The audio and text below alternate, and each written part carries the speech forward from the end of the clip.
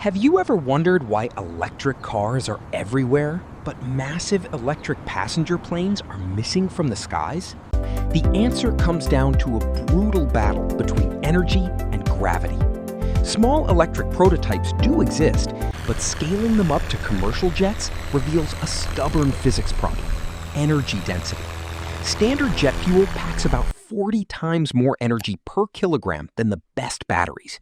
A battery capable of powering a long-haul flight would be so heavy, the plane wouldn't have room for passengers.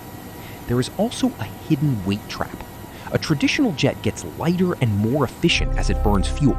An electric plane carries the exact same dead weight from takeoff to landing. Adding more batteries just means adding more weight to carry those same batteries. However, electric motors offer a massive advantage. They are incredibly efficient, and their simplicity drastically cuts maintenance costs. Mechanics can swap hours of engine troubleshooting for a quick software check. To bridge the gap, the aviation industry is focusing on hybrid electric designs.